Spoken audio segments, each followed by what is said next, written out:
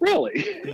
He said, how do you think they did that 300 years ago? It was simple, man. It was real simple. It's So hard. yeah, It's hard to look at that stuff without today's context. yeah, it is. It really is. And I think, unfortunately, that's kind of a stumbling block for a lot of people. They look at the things I do as a gun maker or other people do, and they think there's no way I can do that. That takes all kinds of machinery and skill to run those machines and all this technology. And no, it doesn't. It literally takes a file and a sharp piece of metal with a wooden handle on it we call a chisel. That's about all it takes. That's an exaggeration. Right. It is, the basic tools to build a muzzleloader. Hi, I'm Ethan. I love muzzleloading. Today we're talking with Ben Quearry, a muzzleloading builder, kind of specializing in Southern mountain rifles, about his history in muzzleloading, how he got started, what he loves about the Southern mountain rifle, and a little bit of what keeps him going, and why he's so willing to share what he's learned with others. Ben, to start off here, how did you get your start in muzzleloading? I think, like a lot of people, I was at the tail end of that. I'm the very first year of Generation X. I'm not a boomer, although they call everybody over 35 a boomer now. I'm technically Generation X. Boomers are old enough to be my parents, but my dad was much older when I was born. My oldest brother is 18 years older than me. Oh my, okay. And he actually had to enlist in the Navy or be drafted into the Vietnam War when I was, about 4 or 5. Really? Yeah, and maybe younger than, might have been younger than that. Between 2 and 4, I'd say. My brother joined the Navy, and literally, like the week he left, we got the draft notice from the Army that he was going to be cannon fodder.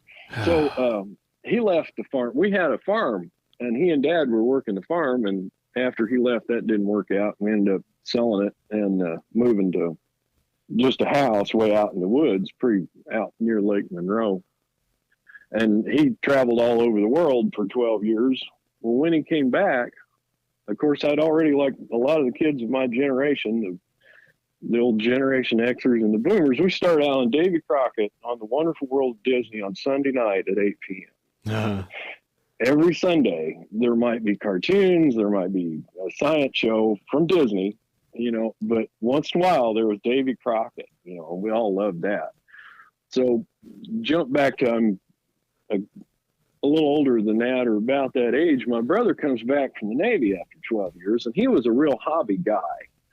And the reason being, he could read about hobbies like model railroading or muzzleloaders or whatever while he was on the ship, and it kept his mind occupied. He was in the Southeast Asia area, but on a ship, not in the jungle. Yeah. And so he'd read about these things. And when he came back to Bloomington in, I guess, 79, he gave me all his hobby stuff. And there was a slot car track, right? And there was a Heath kit RC car. He had built Heath kits. He was stationed on Guam for 6 years, this little tiny island in the South Pacific. So he had all his hobby stuff. But the thing that Dad and I loved the most, the cars were fun, whatever, that's cool. But the thing we loved the most, because we were kind of a gun family growing up, he had a bunch of muzzleloader books.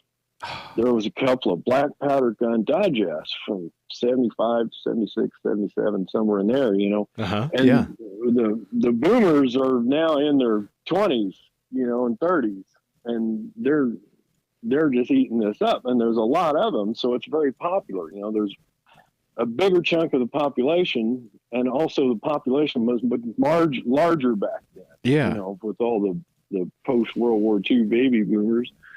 And so I got these magazines, and I got these books, and I already had an interest from like 76. I was in the 5th or 6th grade, and it was the bicentennial, and that was a big deal for all us kids of that age. America's 200 years old, and we're all, quite patriotic, and we were in parades and stuff like that. And that was the first time I actually dressed in period clothing in late 18th century. Stocking and the shoes didn't work. We were in parade, so they said wear comfortable shoes. I had the shirt, and the hat and all that. And it added to that over the years and got better quality stuff, But and when I was 11, not long after that, I was I'm kind of getting out of phase. I built my first muzzleloader when I was 11. Uh-huh. That's pretty cool. Yeah. Then my brother came back from the Navy a year or two later and gives me all these muzzleloader magazines and books. Okay. So I had built a kit real similar to what you're building on the web. That's why I was enjoying that. I bought it for $19.95, I think, at Kmart, in the Kmart Sporting Goods. Oh, my gosh. Cobbed my way through that. Dad, he offered help here and there, but it was a pretty simple kit. Yeah. And I got it working, and this is real cool. We got it out and shot it. And Dad was from up in the mountains of Virginia.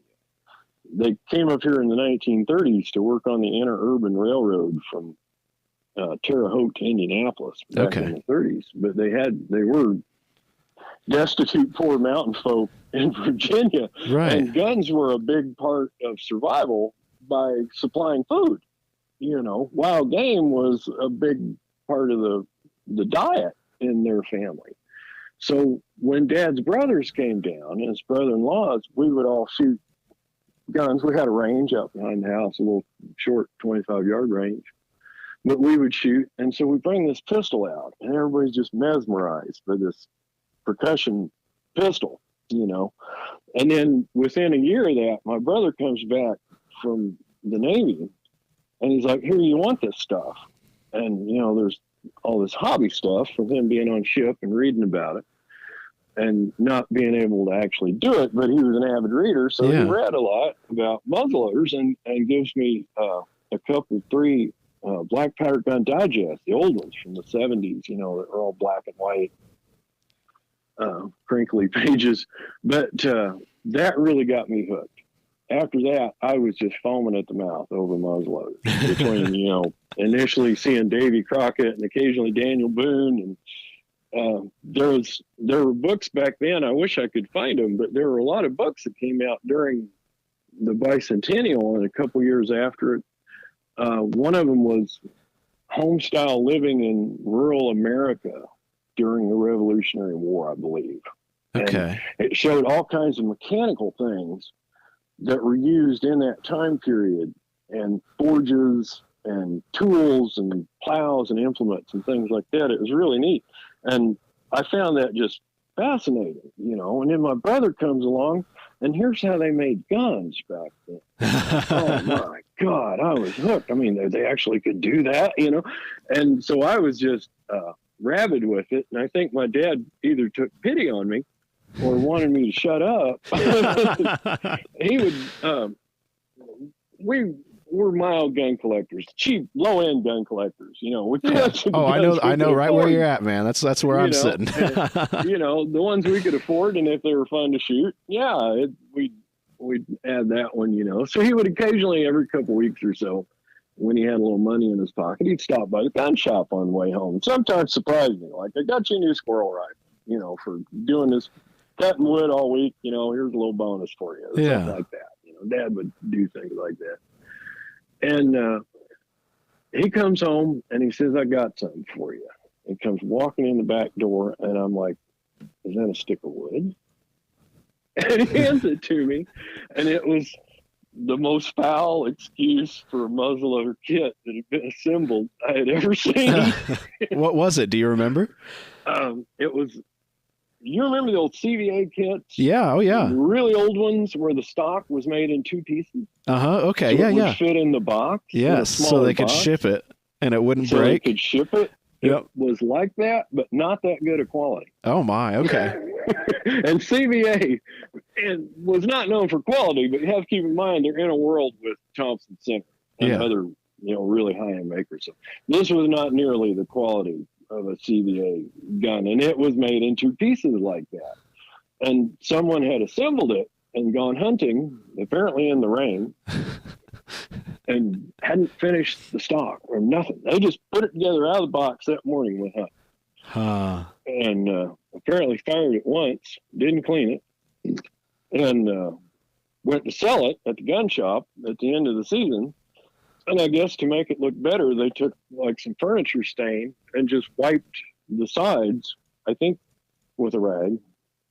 And it didn't get down in the ramrod groove. You know, I was really embarrassed one time when one of the first guns I made, somebody pointed out that they could see the lighter color wood under the patch box.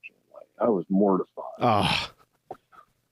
This one, you could see the ramrod groove was not stained. That's why I thought it was a stick. You know, right. Variegated in color.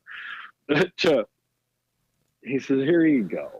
And I was, granted, today you would probably set this aside, like maybe I'll salvage some screws off that piece of junk someday. I was ecstatic. I saw a Cadillac covered in mud. I thought this was the greatest thing ever. And immediately disassembled it, took it apart, and I think we may have burned the stock. It was warped so bad that it was literally, it pulled away from the wood laterally about an inch when you popped that front piece off. Oh my gosh. And it was held on with screws, just screwed into the barrel. It was a very thick, heavy barrel. Right. It was a 45 caliber. It may have been a tight 45, I guess. But the wood was just ruined. And so we literally cast all that aside. And started over. Cast the screws aside. We saved the patch box and saved the trigger guard. That was about it. Wow. We made everything else. The breech block stayed, or the breech plug stayed in it. But we made everything else because it was just it was of such low quality, and it had suffered through the environment so bad. Yeah. That it just wasn't worth the effort. Oh, we saved the butt plate. We didn't get a toe plate or anything like that, but we did save the butt plate. And it had a big casting flaw in it. And Dad brazed that up. My dad was a welder during World War II. Okay. An aircraft welder and a tool and die maker. He could weld virtually anything. And he welded up with a torch and brazing rods, not technically well, you're melting one metal into the same base alloy, so I guess technically that is welding, but with a brass rod on a brass butt plate and welded it up. And you could see a spot in it still, because it's almost impossible to get the same alloys to match, and they do look a little differently, and you could see a spot where he had welded that up. But that was all we saved. Everything else we made. He made the triggers at work.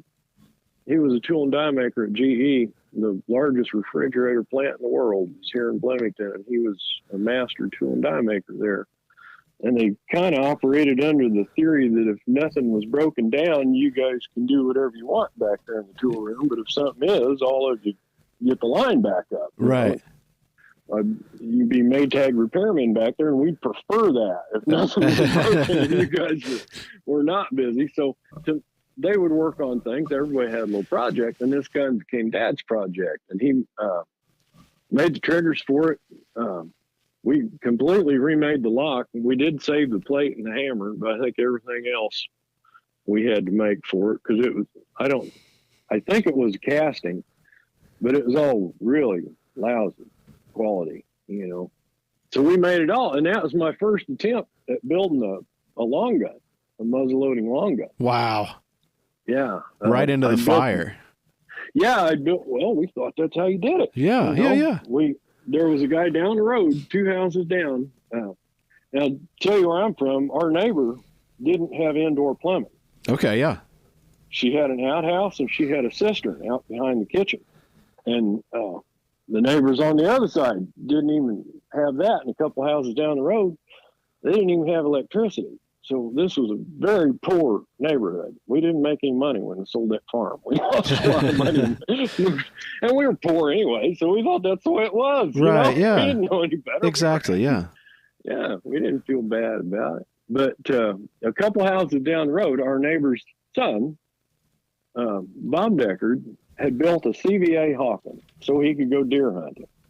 This is back in the 70s when the deer really first started coming back, and they've been gone for a long time. And they really turned on in the 70s, and I think you could hunt with a shotgun. And at the time, there wasn't really a market, so like 870s, you couldn't find a slug barrel for an 870 pump shotgun in the 70s the way you can now, you know. So a lot of guys were hunting with single shots and not doing very well accurately. And even, with that slug barrel on an 870, I don't think you're going to be as accurate as you are with a rifle. Absolutely, yeah. Gun, And these, Bob Decker was quite the sportsman. He hunted a lot. He went up to Canada fishing, and he'd gone to other states deer hunting, and he wanted an accurate gun. He didn't want to hunt deer with a musket, basically. So he built a CVA kit. And I was good friends with his son, and we rode the bus together. And of course, I hear the play-by-play as he's building it, And it was a pretty easy kit. I think he spent about a week on it. Of course, he worked at a firehouse. He was an ambulance driver, so he worked 24 hours on and 48 off. So while he was at the firehouse, he was building this kit. Obviously, I have nothing to do. I had a little vise out in the workshop somewhere. So I get to see him shoot it. And I was like, wow, that's awesome. So when we go to build our own, I knew how awesome it was. And I thought, well, you have to build it. And we don't have anywhere to buy this stuff. We knew nothing. And so we made our own. We thought that's how you did it, That's a pretty ignorant way to look at it. Well, you don't know what you don't know. Yeah, and you try to learn. And Dad found some guys at work that were into muzzleloaders, and some of them had bought Thompson Center kits, and some had CVA kits, and he talked to him about this and the other, and they brought in stuff and showed to him, and he would make, like, he made the triggers. A guy had explained to him how it was supposed to work, so he went out in the machine shop and made his own, and we put that thing together, and in the process we cleaned the barrel up because it was rusty. And we did the simplest thing. I guess this works. I wouldn't do it now, but we put steel wool on a jag and worked it up and down until we got the whole barrel smooth.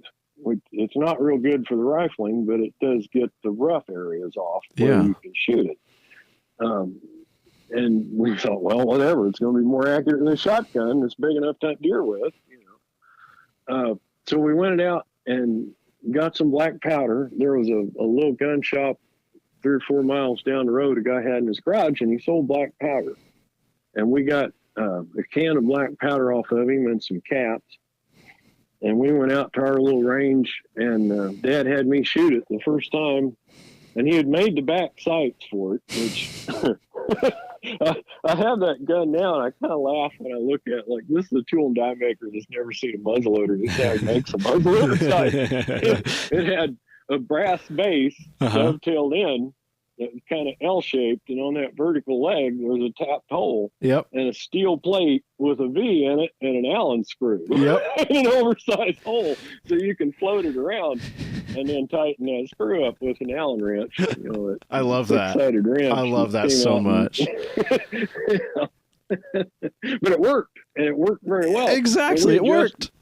We adjusted that thing around, and we had taken some concrete blocks and an old, I think it was a narrow door or something off of like a laundry closet or a towel closet. It was about 16 inches wide. And we'd taken some concrete blocks and stacked them up and made bench rest.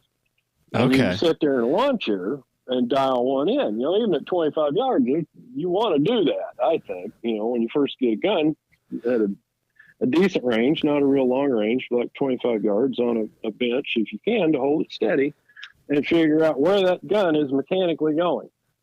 Skill is one thing. When you first get that gun, you need to figure out mechanically what it's going to do. And how ballistically it's going to cause that ball to behave. Right. So we did that, and I'd shoot, and Dad would pull out his little Allen wrench and adjust that, and we spent the whole dang day. We'd shot about half that can of powder by the time we got done. Dad realized, he's like, do you know how much of this we've shot? And my shoulder was sore, and I didn't care. And we had that, towards the end, he was setting bottle caps down there. Wow. Beer bottle caps at 25 yards, and I could usually hit them. Not every time. If I missed, it was close, but I was getting where I could hit them off bench rest with that thing. And we looked at each other, and we just couldn't stop grinning, So we went in the house and we cleaned it all up. We'd read through those magazines and books, the old Black Powder Digest, how to clean a muzzler, and I started shooting that thing.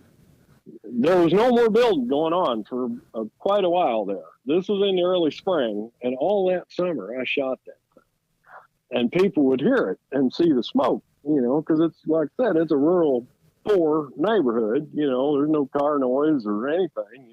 The fathers typically went to work, and the mothers did laundry in that neighborhood. And the kids, when they weren't in school, would, the parents would throw us all outside. There were no TVs or there were TVs, but no video games or anything like that. No computers at all. So the kids would hear and some see that powder smoke, and they would gather around. Well, Ben's shooting that thing, and inevitably it would come up. Well, I can shoot better with my 22. Okay. Like, all right, go get it, punk. And then the little Steven single shots would come out. That's what kids had back then, or some semblance thereof. A bolt action with a draw pin, firing pin, something like that. That's what everybody had. I mean, they're everywhere. Yeah, it's a simple, cheap. At the time, I think you could get them at Warren's Guns for $65. Something like that. They were. I think Dad gave like $7 for he brought home. It was like ready to be used as a fence post. Right. We saved it. But so we'd have impromptu shooting matches, or we'd go hunting some critter. At the time, there were farmers that would let us go out in their fields and shoot if they had groundhogs. Okay. Because groundhogs would do a lot of damage to the subsoil. My father actually rolled over a tricycle tractor. He drove over a groundhog den. Really? Without realizing it, and it collapsed. And tricycle tractors, they're only standing on 3 legs anyway. Yeah. So it's he easy rolled to dump. it over. Yeah, and ever since then, he kind of had a vendetta on groundhogs. And so, if I wanted to go shoot them, he had my blessing. So, we would all gather up, and we shot a lot more tin cans than we did groundhogs. Yeah. Oh, yeah. What we had was access to a shooting field by doing that. Yeah. So we would shoot a lot, and I would typically outshoot the other kids with that muzzleloader. And they'd go away scratching their heads and couldn't figure it out, and I became the old muzzleloading hillbilly guy. We were all hillbillies. They called us ridge runners. All of people ask why I talk like this. Well, my dad was from Virginia, and I grew up in a neighborhood where a lot of people were from that part of the world because it was very poor living. We could afford to live there. So we kind of made a community of Appalachian refugees. Came up here from the Depression era looking for work. Yeah. But I became the muzzleloading hillbilly of that group.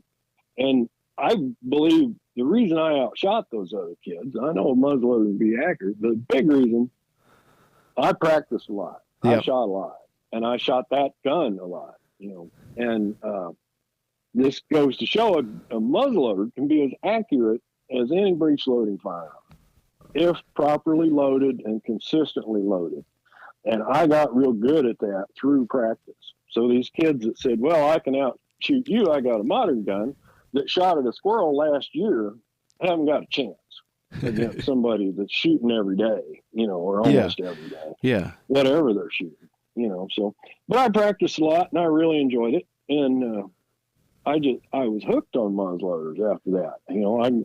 I started looking into pouches because you have to have a way to load this thing, And Dad bought me a powder horn, and we got a pouch, and I got all the associated equipment, and that was real cool. And then when that following winter came along, I was looking for more kits to build, and I built another pistol. And that year for Christmas, I got a big box under the tree, and Dad had gotten me a Thompson Center Hawken.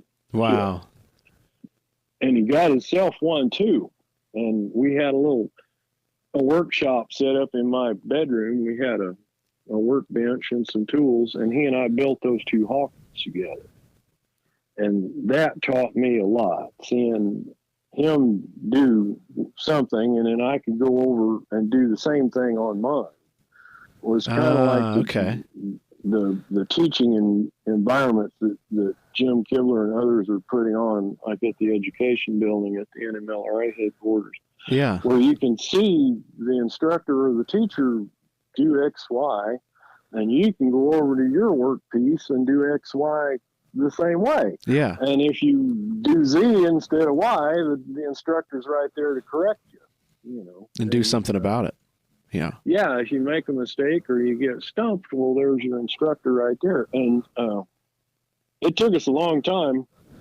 It took all winter. It was, I think it was colder back then. It was like this all winter long. It was really cold, so we stayed holed up and we worked on those muzzleloaders. And you know, I had already done a lot. You know, I had already on that original broken down piece of junk. He had taught me the right way to use the file. You know, you always push it, you never pull it, and you guide it with your finger. Using the file as a two-handed job, you guide it with one hand and push it with the other. You know. Then he showed me how to polish and learned the meaning of different grits of sandpaper. Right. You know, and what different types of sandpaper are, because you know there's aluminum oxide abrasive and there's other types of abrasives that work better on metal. And you know, I learned a lot of things doing that, and that really sparked an interest that kind of got carried away, I guess. Yeah. You might need help, Ben. Yeah. Well, I have thought. I honestly have, and they kind of threw up their hands and said, "You know what? We can't help you." I went to Vincennes University in Okay. Southern Indiana and got a 2-year degree, an associate's degree in tool and die making technology. And by the time I was 8 or 9 years old, Dad and 3 of his brothers were tool and die makers. I wanted to be a tool and die maker because if you ask a good one, he'll say, well, a tool and die maker can build anything from a pocket watch to a locomotive and make you money in the process. And I was like, and I'd seen stuff Dad made, you know, and I thought that was really cool. I'd seen stuff his brothers had made. Yeah. And so right out of high school, I went to work in a machine shop, and that was miserable. I worked there about 18 months and decided I'd never darken the door of a machine shop again. About what year was that? That would have been 85. 85. Okay. Yeah.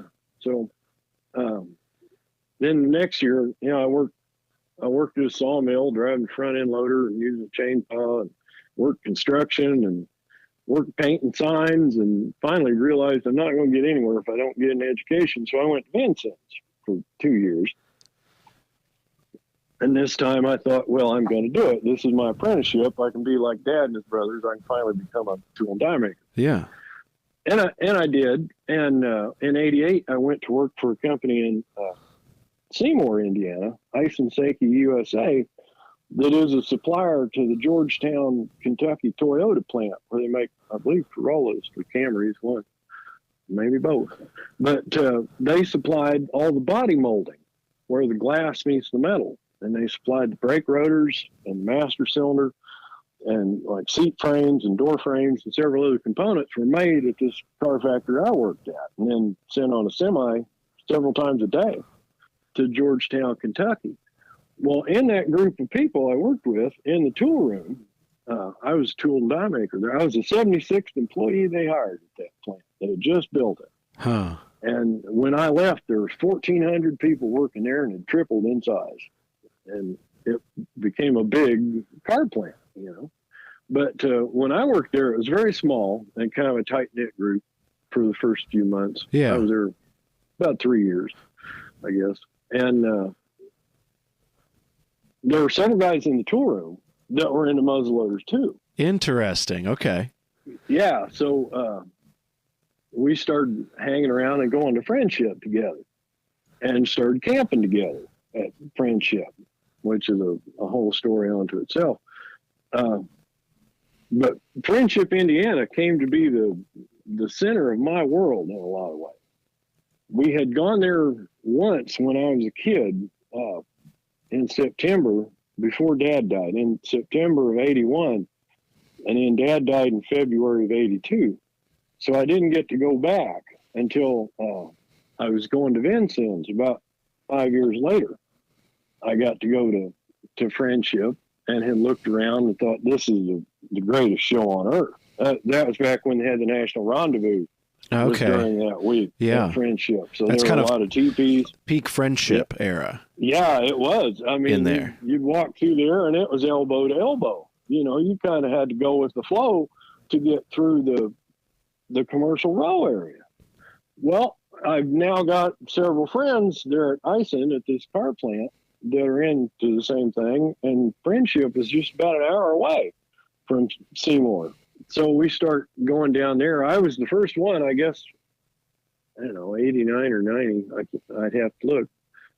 I think I showed you a picture a while back of an old International Scout that I had. Yeah. And I loaded that thing up, and I loved to work on guns. I had just acquired my first flintlock, which I'm real proud to know that somebody like you is doing an article on flintlock. I'm real proud to know you, because that's a great thing that you're doing. That first flintlock was a real clunker.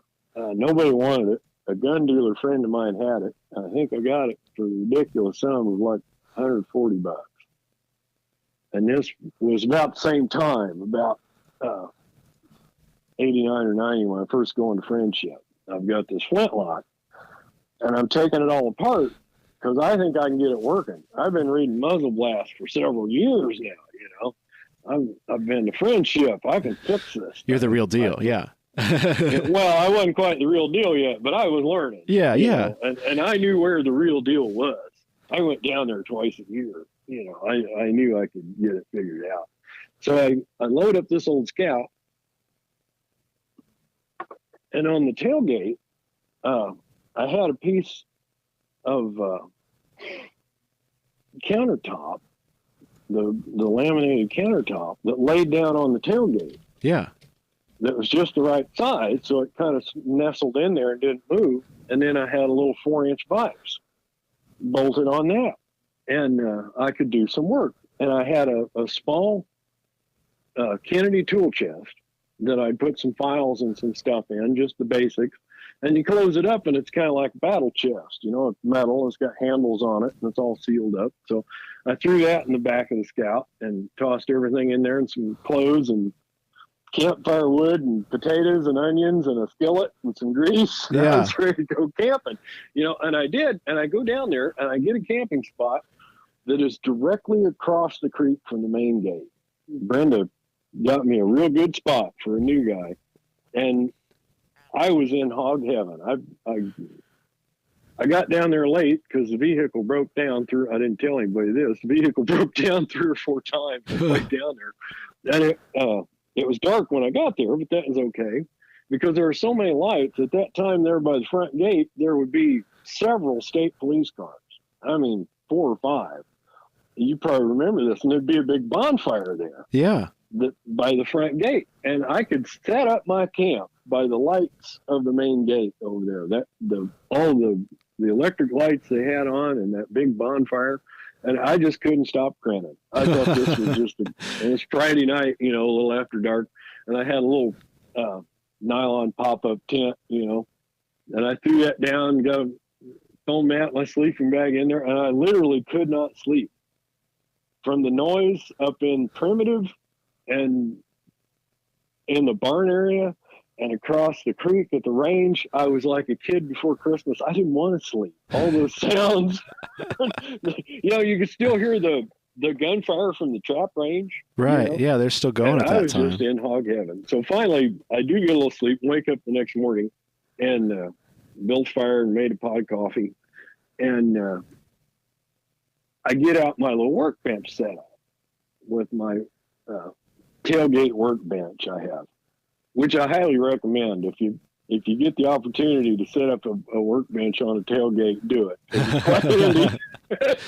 But I get this set up, and I have that flintlock totally disassembled. I've got the barrel out of it, and I think I've got the bore smoothed up now. I've been working on the bore, and now I'm working on the outside. I'm going to file everything off of it, crisp up the corners, and start over.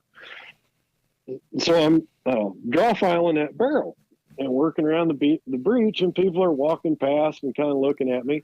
And at the time, I didn't know there was such a thing as Gunmakers Hall. I think literally it was just a building. Right. I know it didn't have a pavilion or a back porch. Well, it may have had the back porch, but there wasn't really any work going on there per se. There was a display. And I had seen guys in the campground with setup similar to mine over the years before, where like your grandpa, they were working on guns, in their own way. They might have a vise or a table or a workbench or something. Well, I had my little workbench there on the tailgate. And, I was working, Yeah. with a file. If I'd been somewhere, I would have been paid an honest wage. But I would have paid an honest wage just to be there. Yeah. Watching people go by and hearing the PA, and which sounds like a Charlie Brown cartoon. Right. The teacher's voice, dancing on the ground. But I was just loving it. And I'm draw filing this barrel, and kind of catty-cornered from my campsite, there's a big Winnebago brand mobile home. Uh-huh. And it's got an awning out and a carpet and 2 seats and a little table. And this older couple's having breakfast. And the old man stands up, wipes his chin, sets everything neat and tidy on the table, scoots his chair in, and walks straight over to me. And he sticks his hand out as he's walking up and says, "Hi, I'm Myron Carlson. I saw you've been filing there. I've been watching you. And it makes me think you know what you're doing. So I want to tell you a few things. If you want to listen." And my jaw hit the ground. I was just speechless, and he's shaking my hand, and he's got a grip like a Oh my gorilla. gosh, yeah. He's a little short guy. He's probably 5'6", but he's just built like an ape, and I introduced myself. I told him I was Ben Quearry, and I showed him what I was working on. And he said, "Well, I got to go set up the booth." He said, "Come by booth 98 later when I get set up, and we'll talk." Well, it turned out he was Myron Carlson of Dixon, Illinois. And he was a collector and restorer and builder of Southern Mountain Rifles, which a Southern Mountain Rifle is a gun typically built in the Appalachian region of Western Virginia, Eastern Tennessee, Southeastern Kentucky, North Carolina, along the mountainous area of the Eastern United States. And he had collected a bunch of them, and off those, he made parts. And you could buy, say, a Baxter Bean complete part set off of him that he made in his shop that was made in the exact same way that Baxter Bean made it in 1815. Wow. Yeah. And I was fascinated by iron-mounted guns. I built a few brass-mounted guns, and I thought they were neat. At the time, we had gotten where we had Dixie Gunworks catalogs, and they had a Dixie rifle or something like that, but it was an iron-mounted rifle that I just lusted after because my father was from that region in the United States, from that part of Appalachia where these guns would have been made. And I thought that was really cool, being a history buff and thinking about that. So this just fell right in my wheelhouse. When Myron said he built Southern Mountain Rifles, I was blessed. It was a match made in heaven. That Myron came over there and introduced himself based on me using a file. That was the best resume I ever wrote, was with that file, I guess. But I went over to his booth, and he showed me all kinds of stuff. He had these little plastic Kmart toolboxes that he used for storage, and he had about 20 of them. And he would have a complete set of parts in that toolbox, like 10 sets of said Baxter Bean rifle. He had the thimbles, the muzzle cap, the guard, the patch box, the butt plate, all that. He'd have like 10 muzzle caps in this little compartment in the toolbox, and he'd have the thimbles in this compartment, and if somebody wanted whatever, he would pull that toolbox out from under the his booth. He's got the counter. He'd pull that out and pick out the parts, and for $100 you could get that. And he was telling me how they were made, how he made them. And he said, all these look like originals back there on the back, but the originals are home in the vault. He said, I just bring the ones I made. And you could not tell them apart from an original gun. And he said, I put my name on it and the date so it can't be sold as a counterfeit. Ah, okay. And you could see where right across the top flat, he had stamped M. Carlson and the year it was finished. For that reason, and that's a good thing that he did that, because those guns looked original. They were beautiful. They had the patina, they had the wear on the wood, they had the old crinkly brown, that looked like for about 20 years of its life, somebody didn't take care of it. And then for the next 50 years, they did, that kind of look. And they were all functioning pieces that were deadly accurate, because he'd made them, and for some reason, we would sit there in his booth and we would talk, and this went on for a number of years, and he would explain to me everything about building those guns. And it got to where one year I even went to his house and stayed for a few days and really learned a lot. I was writing a book about the triggers, because the trigger mechanism in a Southern Mountain Rifle is what really technologically makes it shine. It's cool that they're iron mounted, and they blend in with the trees, and they're kind of early 19th century camouflage, But what's really cool is they used what they call hardware store locks, which were locks that were brought to this country by the keg, a small wooden keg packed with grease, probably whale grease, and locks. And they would come to the United States and be sold at a merchant, say a hardware store dealer, like for $1 for a lock. And they were often mass produced and low quality and safe, but the sear engagement was so strong that you really had to yank the sear to get it to go off. So if you put that in a gun with a standard trigger, your trigger pull will be so high that you'll most likely pull off the target. Even if you do get used to it, you're going to have one giant trigger finger, and muscles to do that. Right. So the clever thing about Southern Mountain Rifles and the Smiths of that area, they designed a trigger system that would compensate for that required high sear force. And the way it did that, it had there's several different designs, but typically it's got a large mainspring that drives the back trigger up into the sear with enough force to knock the sear off the tumbler. Okay. And then it'll have a forward trigger that sets that or subcocks it, and a tiny little feather spring on it.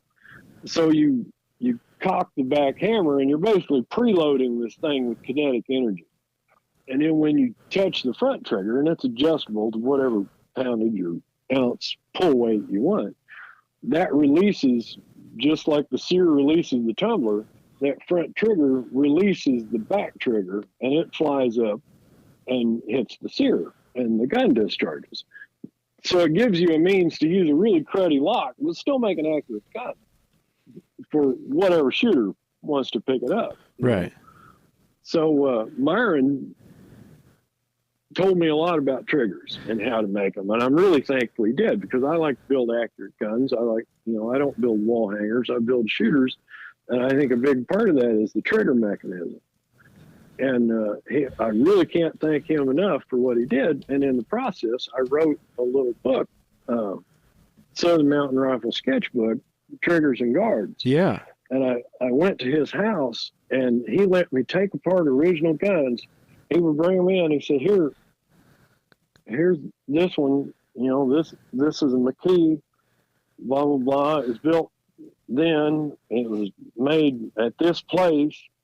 And he said, here's the screwdrivers, take it apart and draw everything you want to draw. And at first I was shocked. I was like, Myron, that's an original gun. And he said, I know, I've got a whole vault full of them. Just don't scratch it, you'll be okay.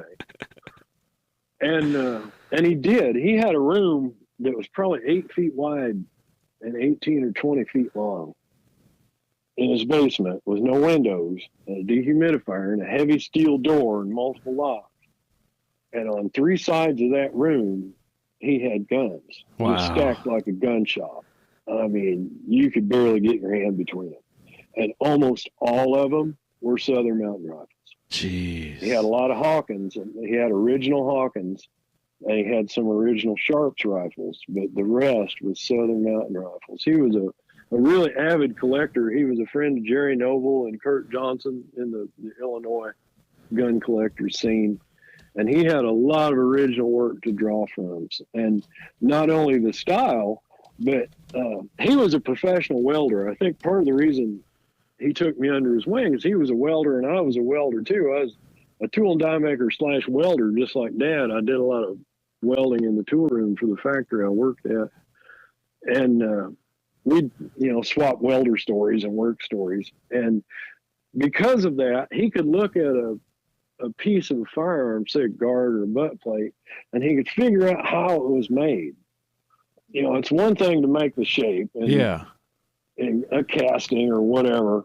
It's something else to be able to see that and see what made it shaped like that. How did you get it into that form? And what did you do to it thermally or welding wise or brazing wise to hold it in that shape? And he knew how to look at the little clues in metalworking, and he wasn't afraid to take a gun apart. And, guys would bring him guns to be fixed or restored, old guns. So he wasn't afraid to disassemble one. I don't recommend it. If you have an old gun, take Right. it to a qualified person before you even touch it with a tool. But he was one of those qualified persons. And he would disassemble something and figure out how it worked. And I'm very fortunate that he did, because I really learned a lot from it. And I've talked to people since then, and they have looked at me quizzically when I've said something like, Myron showed me how to do that. Myron did it just like that. They would look at me quizzically and say, how do you know that? I said, well, Myron told me. Well, Myron didn't tell anybody. Wow. He died with all that. Jeez. I know more than once. He said, you'll have to figure that out on your own. But 9 times out of 10, he would explain to me how he did something. And I think it was that bond that we were both welders. Right. There's that connection there. Share, war stories about welding and getting burned and breathing fumes and making amazing things and doing things with a torch and a welder that, most people only dream of. But he told me stuff. I mean, one old collector I know, he said, Myron told me you'll have to figure that out on your own, young man. And I know that same day, Myron told me how to fix that problem, because me and Ron were talking about it. This gentleman in question, we were talking about it. And Myron told me how to solve that mechanical problem. So I'm very fortunate that he took me under his wing like that. And that's part of what drives me to do what I do now, to teach now and to share the information I have, is that Myron didn't.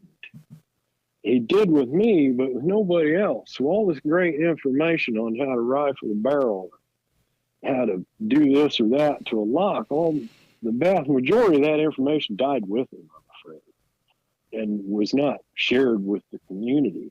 So a big part of what I try to do with my life is sharing that with the community. I don't want to die with this information. I want everybody else that wants to hear it, or to have access to it, after I'm gone. Here's this archive of how to do this trivial little thing, but at least somebody will have it, Yeah, you don't want that stuff to be lost. Yeah, I think at one point we did lose a lot of it. I mean, absolutely. Colonial Williamsburg has been working for 40 or 50 years to figure out how a lock plate was made. And we made millions of these. Yeah. And hundreds, a lot. We made a lot of them on a really high rate of speed. And they're still to this day trying to figure out the die plates to use to forge a lock plate efficiently. And that's something that we knew how to do in 1820, but we lost it now. How do you know that's not an applicable piece of technology that can be used on a project that'll help, with some modern problem. You know? That's a mental exercise, I find. I've always liked tinkering with things, whether it was cameras or computers, and to me, muzzleloading is kind of another realm for that. You know, it's a puzzle that you know, it doesn't correlate 1-to-1 with like my day job or you know, working on the house or around the farm here, but it's still something that I don't know. I feel like it helps. Yeah. I think it's good to know things. I know a lot of people that their parents didn't share this information, or their parents didn't know, but I've tried to share a lot of information with my daughter just on the basics of what to do if you need to build something, you know, or even the mindset you need to have. Well, if this pipe is broken, we don't just run around like our hair's on fire. Granted, I have done occasionally, but we have to fix the problem. You know, here's a wrench, here's a tape measure, here's a pencil, whatever tools you need to solve that problem. Here it is. Now let's dive into it. You know, and that's a big part of the muzzleloader scene. Is, you know, if you want to build a gun, you've good probability you've never done it before, like I did all those years ago. And you just have to, you know, take that leap of faith and dive in there and do it. And I'm hoping that through my work, I can give people access and the community access to some resources on how to take that leap of faith, how to dive in there with hope and, you know, a measure of confidence based on what they saw me do or read what I wrote, that they can go in and build that muzzleloader or that horn or pouch, whatever, you know, and keep that tradition alive. This podcast is brought to you by Muzzleloader Magazine, the publication for traditional black powder shooters. Since 1974, Muzzleloader has been the leading magazine devoted to traditional black powder hunting and shooting. Each issue is jam-packed with articles on hunting, shooting, gunsmithing, do-it-yourself projects, living history, American history, book and product reviews, and much, much more. Muzzleloader Magazine is the best traditional muzzleloading magazine, bar none. I'd like to thank Jason at Muzzleloader Magazine for his continued support of I Love Muzzleloading and the I Love Muzzleloading podcast. This podcast is brought to you by Thor Bullets. Thor Bullets are a premium full-bore muzzleloader bullet designed specifically for modern inline rifles. Thor Bullets do not require plastic sabots or belts to be fired, meaning less cleaning for you between shots.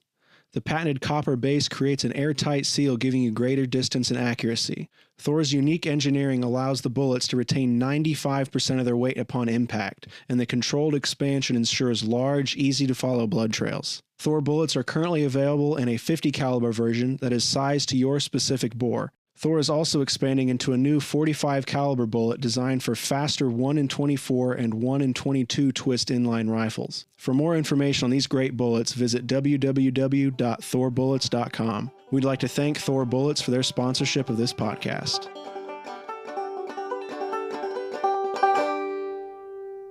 So are you still printing your sketchbook? I know Dad and I used it on a rifle that he built for a friend. Is that something that's still around, or is that hard to come by? Yeah, actually it is. Ron Bourne a few years ago, 2019, I guess, at the fall shoot, he asked if I would be interested in taking over his drawing company. A little background on Ron: back in the 80s and 90s, he drew full-size blueprints of all those guns that Myron had.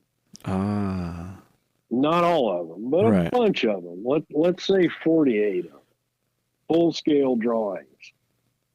And Ron's getting old and he's got Parkinson's. He can't draw anymore. He was an industrial arts teacher at Franklin High School between here and Indianapolis. And he was retired, but he was afraid he couldn't draw anymore. You know, he's one of these old school guys that had a drafting table in one room at his house. Yep. You know? Oh yeah. Then would draw and work on stuff.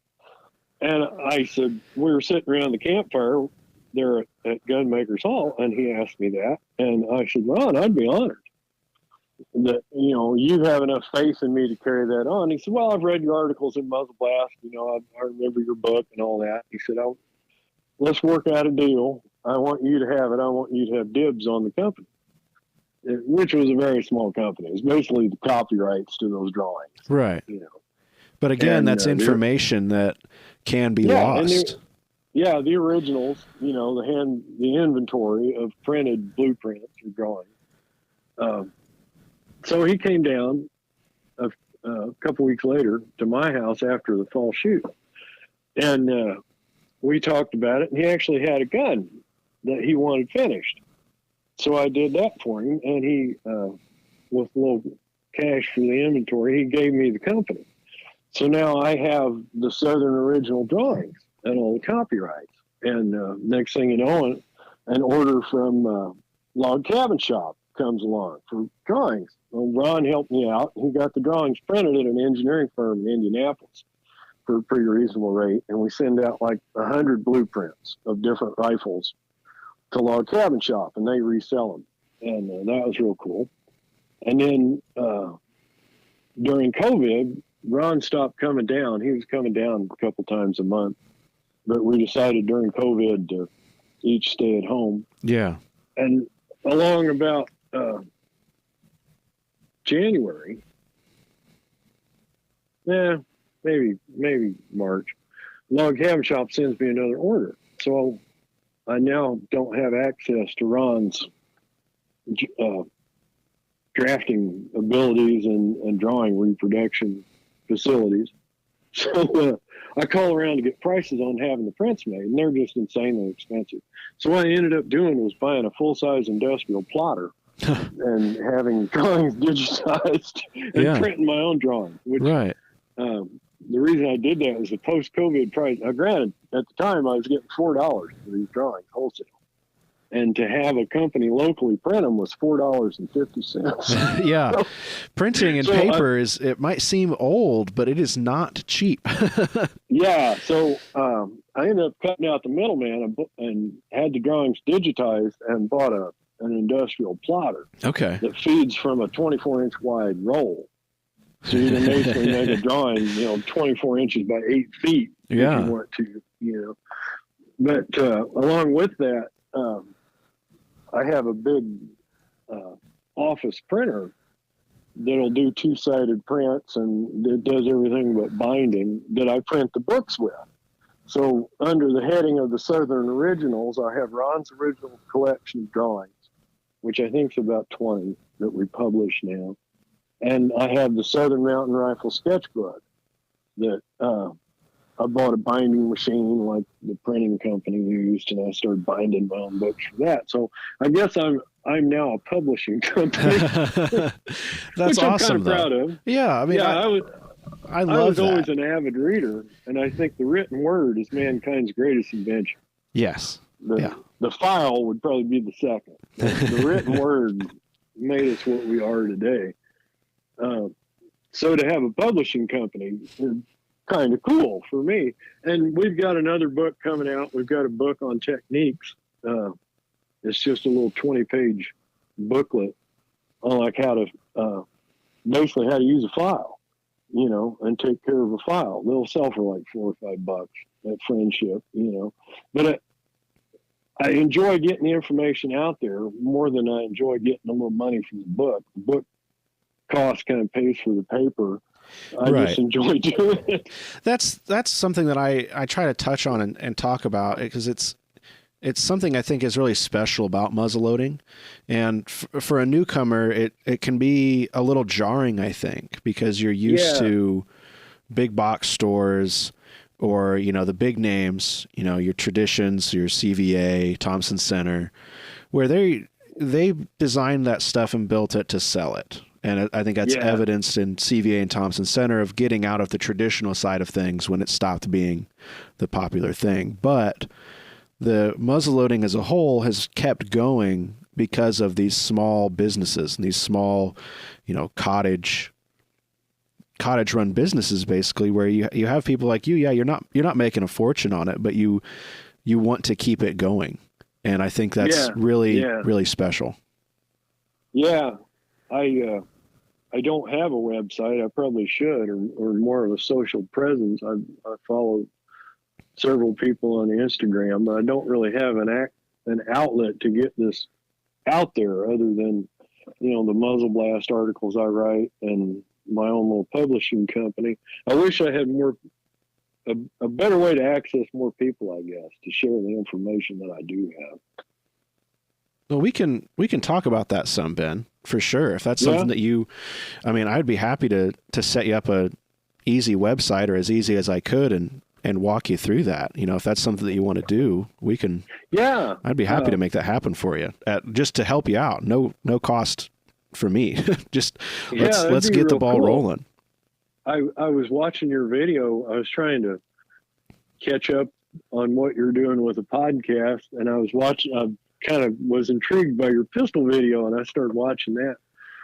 And I was looking at the vise you were using, and your setup and everything, and I thought, how cool would that be if I could get a camera angle above my vise and show people what I do? Now, mine's different. I have some disabilities, I guess you'd say, so I sit down to work. Yeah. I wear out too fast if I stand up. But if I can sit, I can keep going for a while. So I have an old office chair. And I highly recommend that. Don't give up building or what you love doing because you can't stand up at your workbench to do it. Change your dang workbench so it will fit your lifestyle. Absolutely. A friend of mine told me that, and that was some of the best advice I ever had, because I had worked, I left Ice and Seiki, I was telling you about, this community of guys that went to Friendship, and we did government work, and which is work for yourself in a shop. What are you working on? It's a secret government project, is what they say. It's actually a trailer hitch for your truck, something like that. But I left that place to go back to school because I wanted to be an engineer. So there was no engineering school near me. So I went to Indiana University, and I took all the math and physics that you would take as an engineer, which is a dreadful load of mathematics. That's why I did not go that route. Yeah. So needless to say, I was ready to go back to work after a couple of semesters of that, and worked a couple other jobs as a tool maker, and then ended up starting my own business and built a shop out north of Bloomington near Steinsville. And while I was at that shop, I had my own machine shop. I had a milling machine and a couple of lathes and grinders and welders and torches and all that stuff that a small mom and pop machine shop would have, Yeah. And I built a boring machine, and I built a rifling machine, and I built a duplicating machine to duplicate gun stocks, and it was to the point where my wife was getting worried. This would have been about 96. She's so it's not that she's just now starting to get worried. It's that she's worried to the point where she's telling you that she's worried. She honestly now she accepts it. So, half a decade ago, she realized he's never going to change. Well, I've had a ton of hobbies. I was just looking at the list today. I actually made my wife a list about 20 years ago, and it had muzzleloading. Of course, has always been there. Seems like since I was 11, muzzleloading's been there. But there were model railroads and model airplanes and hockey and ice skating and mountain biking and electronics and robotics and just a ton of different things I have tried. And I'll dive into a hobby and I'll hit it hard. Maybe a year, and maybe I'll stick with it longer, maybe less. And over that time, I'll explore it fully and get bored with it, and it'll go on a shelf in the basement. But over the years, I always come back to muzzleloaders. That the sense of community that you get from it, the handwork you can do, the gratification of doing the work and seeing something that you made yourself that's actually a viable tool that our forefathers and foremothers used to survive on this continent is just it never ceases to amaze me, and I never cease to get enjoyment from it, of being exposed to that. Now, granted, I'm kind of an extremist. Like I say, I've been a muzzleloader since I was 11 and still am, but keep in mind, there was a period there, back to 97 when I've got my own shop and I'm building all this stuff and I'm rifling barrels. And I had a forge up behind the shop that was, making anything on the forge. My niece and I had started forging a barrel. We had it welded about halfway, which if you've never taken a scalp or a flat piece of steel and welded it into a tube, you're in for a treat. There are some guys that can do that, and I applaud them for doing it. Dang, it's easier to buy tubing. And I learned that about barrels. Barrels is the whole game. Oh, yeah. Itself. I experimented with barrels, and I know guys now, several guys, that's all they do. They don't build guns.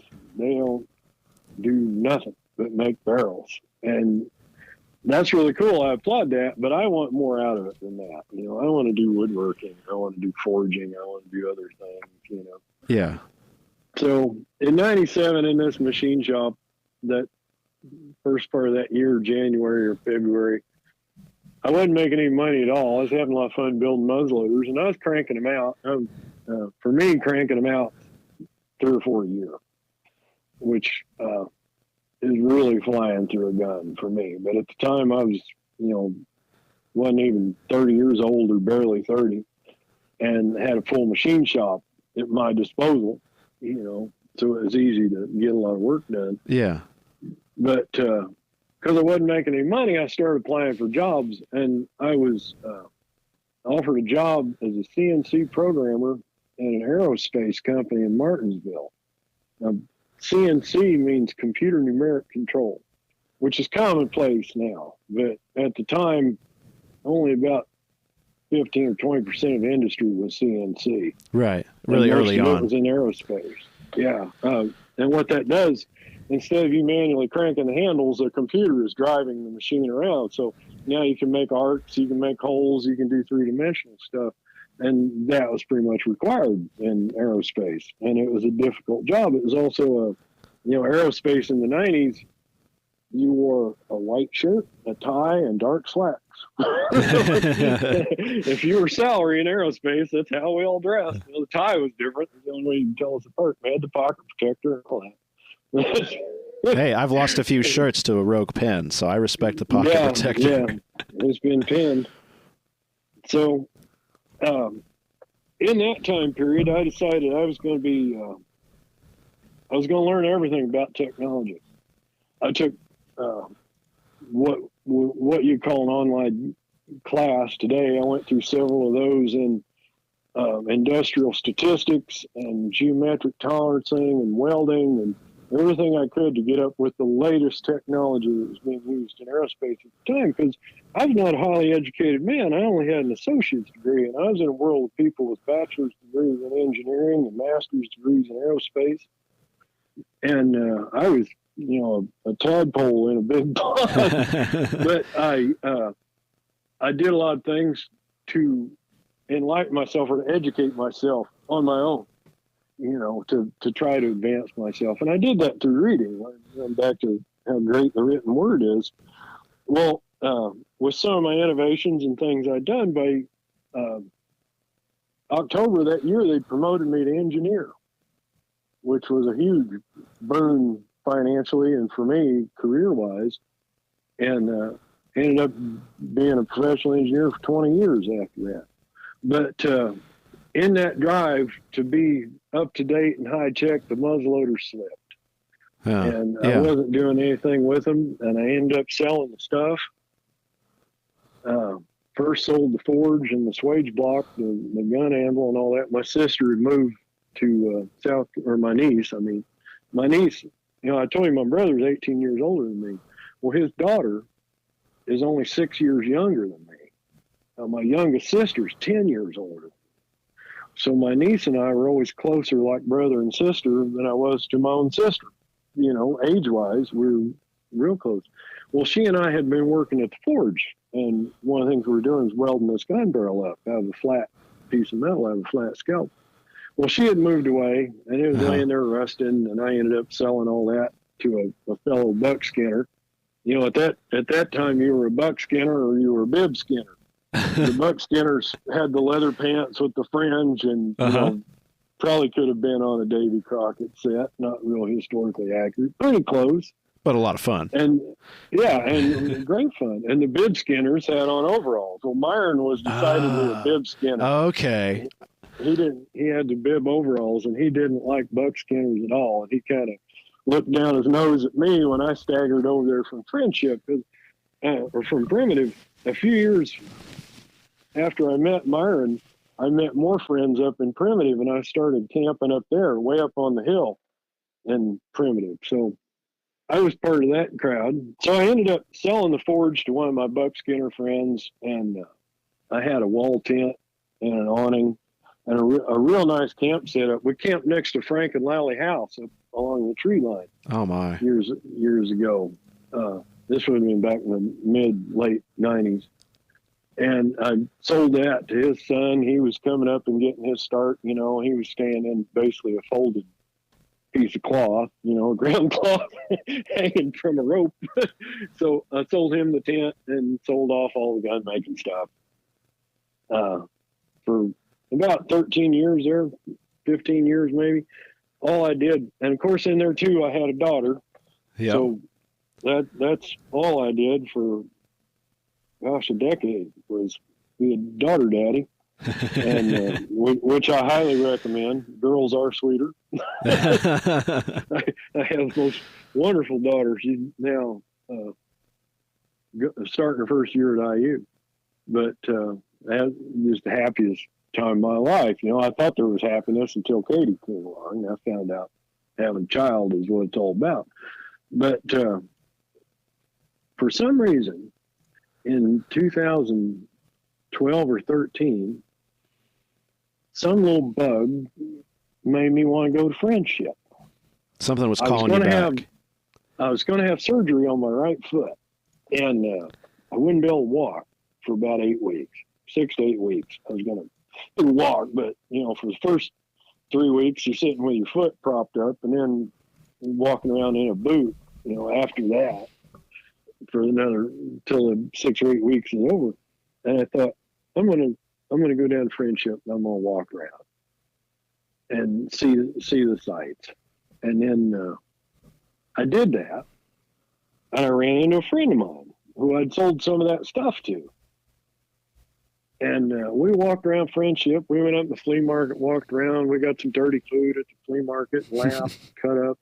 Went up Primitive and walked around the range and just had the time of our lives, you know. And it was like the old days. He was one of those guys that I worked with at Ison in the car factory that we had camped together with, you know, even up in Primitive and camped together and done all the Primitive shoots, you know, and all that.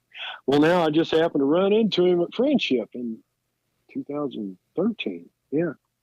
And at the June shoot. And we're standing there in Gunmakers Hall, and he said, I'm going to buy a ticket. You want a ticket? I got a ticket. And while I'm filling out the ticket, he says, you want that duplicator back that I bought off of you? And I was like, duplicator? What? I'm not even building a gun anymore, you know? And he said, well, I'll let you have it for what you sold it to me 13 years ago, you know? All right, yeah, what the hell? I don't know what I'm going to do with it. I'll have to clear out some space in my garage. It's overflowing with junk. Because I'd moved to this house. The old house had the machine shop in a pole building that I built and insulated and drywalled and made it real nice. And I had my machine shop, my gun shop in there. Well, we sold that property and moved to where we are now in 1999. And what I didn't sell of the gun shop and machine shop got jammed into the garage. It's been like that for almost a decade. But so on the way home from the shoot, we stop at Bob's house, and he lives in Seymour. Like I say, we'd worked at the car plant in Seymour together. And we pull into his house, and here's the duplicator. The top of it, the machine part, is on the floor under a bench, and the base, the legs, is holding up a miter saw. And he says, "Hey, you want that anvil too?" Well, yeah, I'd love to have an anvil. And there's some history on this anvil. This anvil in 1990, 91, I was always looking for blacksmith tools in the flea markets at Friendship, yeah. machinist tools. Yep. And there used to be a few guys around the flea market. One just sold machinist tools. He had a couple big, well, he had a big motorhome and maybe a trailer, but he had a big display of hammers and files and center punches and all kinds of machinist things and toolboxes. That was one end of the flea market. Way up on the hill and down in the town, there was a guy called the mayor of Friendship that had on overalls and a big stovepipe hat. And he had a car hauling trailer and a motorhome. And that trailer was covered with blacksmith tools, anvils, swage blocks, blowers, tongs, anything you can imagine to start up a shop or augment what you have. Well, I was looking for a smaller anvil. At the time, I had a 250-pound anvil. And I wanted a smaller one to go along with it, to have inside the shop. And right on the fender of this trailer is this nice little 80-pound anvil. And it had a rust line diagonally across it. And I'll bet you anything, way out on the prairie, that fell out of a wagon or something and laid in the mud at that angle for 100 years. Yeah. It's rusted that deep. You know, it's really in there. For many, many years, it sat like that.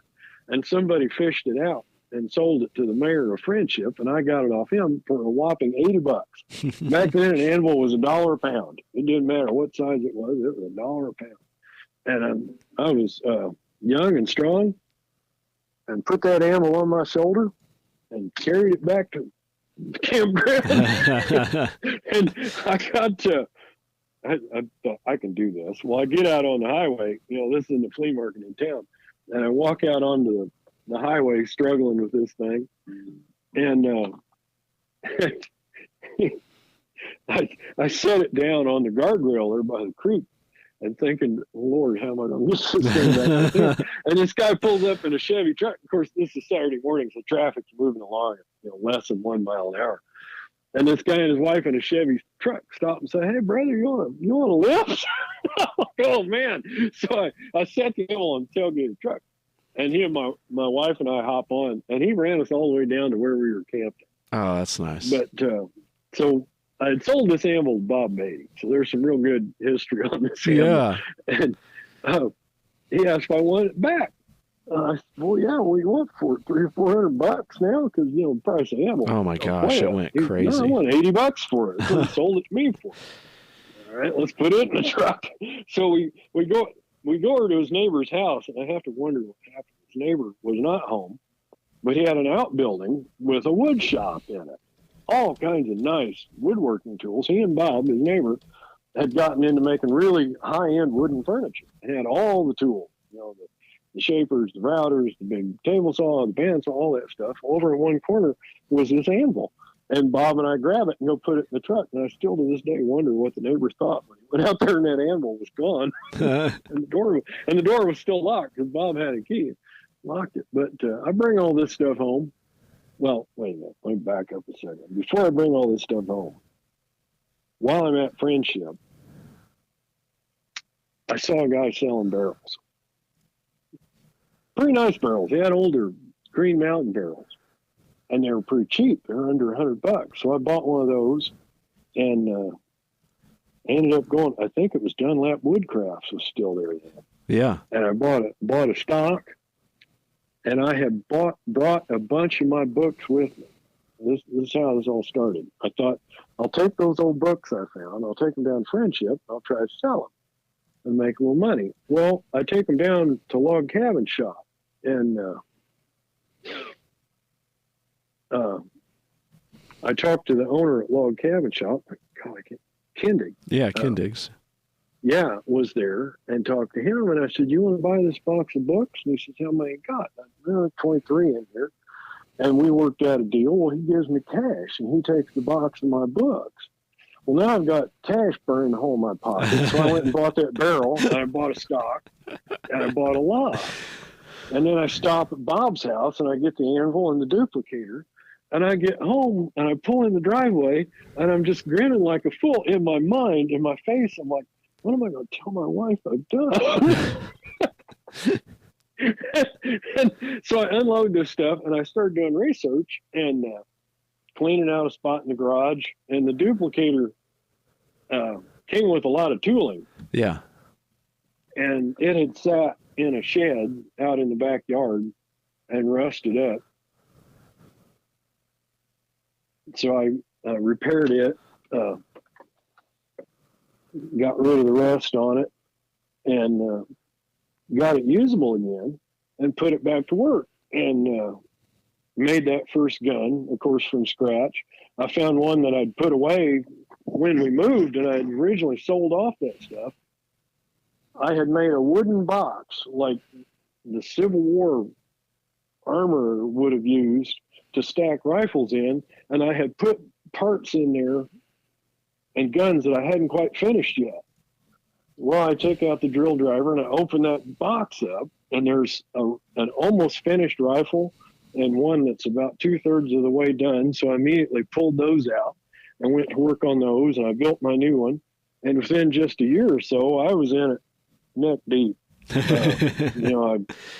When I was at Friendship, I said I'd like to get a membership, because as soon as I came around that curve and saw the campground and the range, I was like, where have I been all these years? I know I did some cool stuff, but I should have stayed in touch with these people. So I went to the NMLRA booth and I said I wanted a membership. And she said, have you been in before? I was like, yeah, but I let it expire over a decade ago. She says, that's okay. Tell me your name. And she looked it up, and I was still on file. She gave me the same number, 60294. Nice. Yeah, I still have that membership number that I had from 1986. Wow. When I first joined.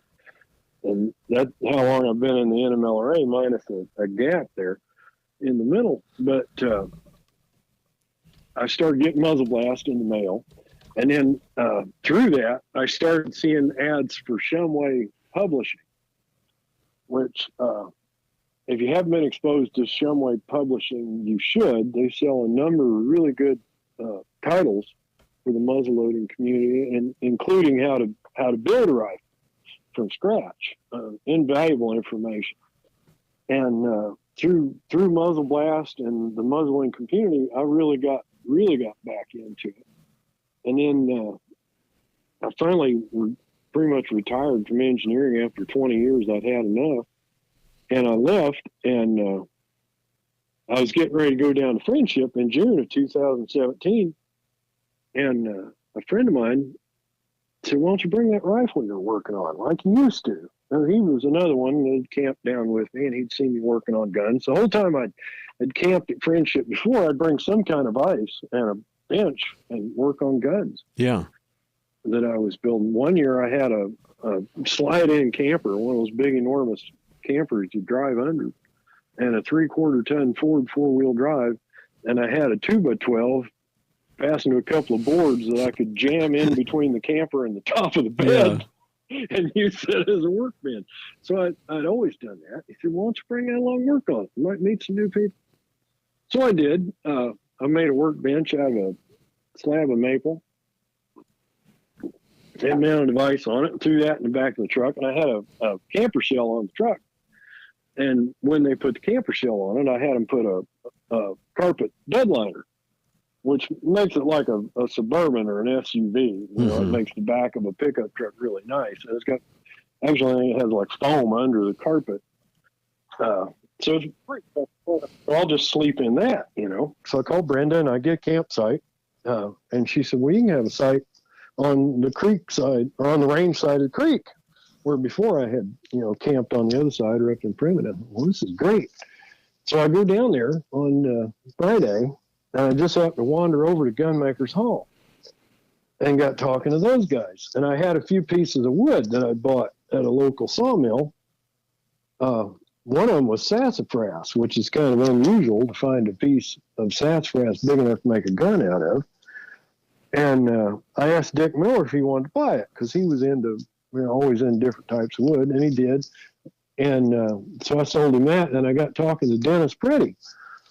And he said, why don't you bring your stuff down here? You can work in here, the pavilion. All right. So I went and got the truck and brought my tools out and set them up. And that Saturday morning, started working at Gunmakers Hall. And, I was just like the new guy, and I didn't know what I was doing, but I had this rifle. And I was really, really humbled by these guys. John Clagy's over there with a machine he built, hand reaming and choking a muzzleloader barrel, an old barrel, and putting it back into viable, shootable condition, And Bill Hoover is rifling one of the barrels that John just reamed. He'd literally finish up the barrel, get a mirror finish on the inside of it, and here you go, Bill, and hand it right to him, and Bill would rifle it. And Bill Hoover is just the most wonderful little guy. He was a tool and die maker. And you'll know him when you see him. He's always got period dress on and like a French trapper's hat, a knit tall hat, even when it's hot. He's got his stocking cap on. But he's just a wonderful guy. He's a great teacher. He'll just stop what he's doing and show you how something works, because he just loves to share. Yeah.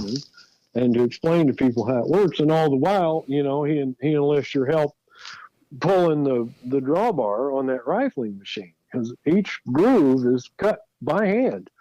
And Bill told me once it takes about 800 pulls on that drawbar. Oh, really? To rifle a single barrel. Yeah. It takes 7 grooves in the barrel, so whatever that equates to. But he'll pull so many times per groove and then index it, and pull so many times on that next groove and index it, and gradually work that out to where it's 7,000 or 8,000 steep. But it's 800 steps in, I think, about 4 hours for Bill, if he's got help, and kind of swap out, because it's pretty physically taxing. And Dennis Pretty was there. He was engraving, and Larry Horgan was there. He was doing one of his French guns, and Lauren Hellman was there. It was Lauren Hellman that originally told me to come over to Gunmakers Hall and talk to these guys. And I really got to thank him, Lauren Hellman in Michigan. He was a bag maker and blacksmith, and we hit it off right from the start. And he's like, well, come over to Gunmakers Hall and meet these guys, because there was a gang of them that came down together from Michigan. Dick Miller, Dennis Pretty, Larry Horgan, Lauren Hellman, Dennis Neely, and a few others, basically all from the Grand Valley Cap and Ballers muzzleloader Cub. Yeah. Great bunch of guys, and they were very inviting and very helpful, and they didn't really know me from Adam. I got a great quote from Dennis Pretty. He said, I saw this guy standing there watching me, and he had a big long beard and baggy overalls on and these little bitty glasses. And I said, I thought he was some kind of critter that came up and crawled out of the creek. he told me that a couple of years ago. But I set up a workbench there, and I had brought a vise with me. So I had a vise to work out of. And these guys start coming over and watching my work. And I saw one old gentleman just stand there and watch me. And he kind of reminded me of Myron. And he had on a campaign hat. And he was a older gentleman, looked like he worked for a living. Come find out he farmed. He had cows. And he would just watch me, and he wouldn't say anything. His name was John Braxton. We'll talk more about him later. But these guys come over to see what I'm doing, and I said, well, I got to keep these screws laid out like that because they're handmade. This screw is not exactly like that screw. And if you change them, it'll damage the wood as you screw them in and out. It's like cross-threading a screw or putting a different pitch screw in a hole. Yeah. And they're like, you made those screws? Yeah, I made them by hand. And what about this? And yeah, I made that. I actually made everything on the gun, but the barrel and the lock, I used plate and hammer and frizzen and everything else I made. And they kind of blinked and looked at each other and walked away mumbling to themselves, you know, like you thought I was lying or crazy. And over the weekend, I think I stayed till Tuesday morning. Came to know these guys pretty well, and they came to realize that I make everything. And they thought that was pretty cool. And the reason I do is Myron, my old mentor, he made everything. He even told me tales of swamping a barrel with a hand grinder. Oh my gosh! Over a period of a full 12-hour day. Yeah. On a picnic table with one of those big 7.5-inch grinders. Oh my and goodness! A straight edge, and swamping a 44-inch barrel that started out at 1 inch and swamping it down to 7/8. And he said he's never doing that again. And making screws. You know, he made his own screws. And one of the guys Myron introduced me to was Jim Hash of Appomattox, Virginia. He made iron-mounted Southern-style guns, a little fancier grade. Myron made exact copies of the utilitarian McBee's, Gillespie's, Beams, all the classic Southern guns, which were made on the frontier, typically, in that time period. Usually before these areas became states, when they were just settlements, like Bean Station. So they were simplistic utilitarian rifles made with the materials on hand. You know, wrought iron, copper, wood, and that's about all they needed. They made everything else. Well, Myron emulated that. He made virtually everything. And he introduced me to Jim Hash, and Jim did the same thing, only with the next higher grade. Okay. See, the type of Southern gun that a gentleman would own. Not just a utilitarian hunting piece, but one you could hunt with and show to your buddies after the hunt, right? With silver inlays and engraving, you know, more fancy file work and things like that. And I was asking Jim one time, I said, how do you get the slots and the screws to line up on all your guns? And he said, well, you just cut slots in them where you want them. And I said, what? And he said, you make your own screws, don't you? And I said, no. He said, you got to make your own screws. He said, if you're going to be a master gunsmith, if you're not making your own screws, he said, you'll never make it. Okay. So I set out learning how to do that. And about that same time, I was working. This was early. I was still working at the car factory. That time period was a big change in my life because I really discovered historical camping, you know, period camping. And I was working with Myron and Jim Hash and these guys in my work group we were all camping together and learning how to make a fire with flint and steel and stuff like that. So that was a lot of fun. But I had a little shop in Mom's garage where I grew up. And I was out there working on a gun, and she comes running in the shop and says, Ben, there's a show on TV you have to watch. I just put a tape in the video recorder. We had the old VCS or VHS video recorder. So I run in there, and it's literally the Gunsmith of Colonial Williamsburg with Wallace Gusler. Wow. Which, if you haven't seen this, I highly recommend it. Yeah. I think it was made in 1968. It's a video of Wallace when he was the master gunsmith at Colonial Williamsburg.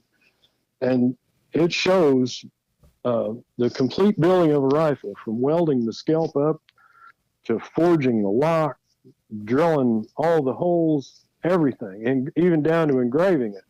And I watched this and I was in rapture. I was like a student sitting at the feet of Buddha.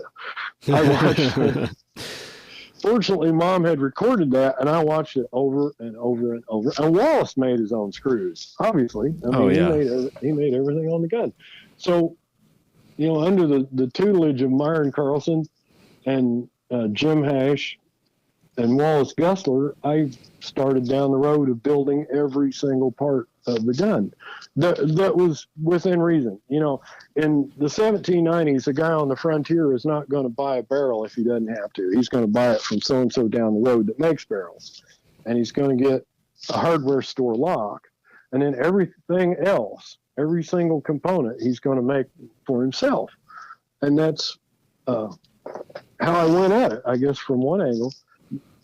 And I was telling this to the guys at Gunmakers Hall back in 2017, and they kind of nodded and realized, well, that is pretty cool. You know? and since then, several of them have started making their own parts where they were buying parts. So we're seeing, because of what I was doing, we're seeing a little more handmade work and a little more craftsmanship where I know Dennis Pretty is one example. He said before I showed him how to do it, he was always using cast metal trigger guards. And I showed him, and with that book that you and your dad used, I showed him how to make a forged trigger guard. And he said ever since then, you know, for several years, he's been making his own forged trigger guards. That's awesome. So what is it about the Southern guns that keeps bringing you back? Honestly, it's the technology. As I mentioned, I was an engineer for 20 years. And to see this level of technology for the time, you know, we're talking about the late 18th, early 19th century, and its place is on the frontier of the early United States, where we've just, in a time scale, we've just crossed the continental divide onto the western side of the divide of Appalachia.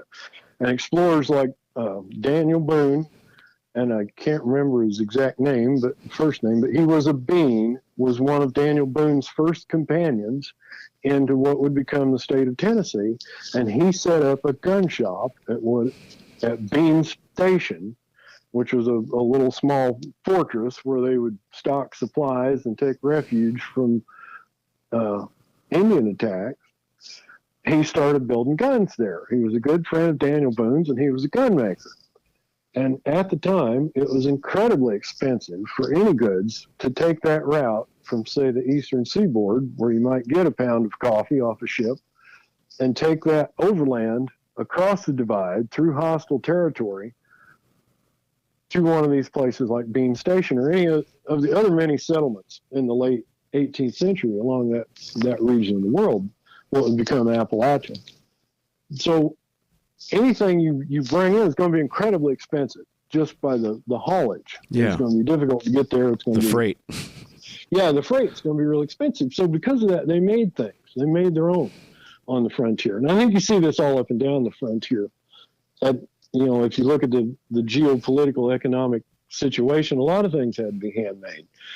And another cool thing is I read that during that time, the British had an embargo against bringing brass to the new United States.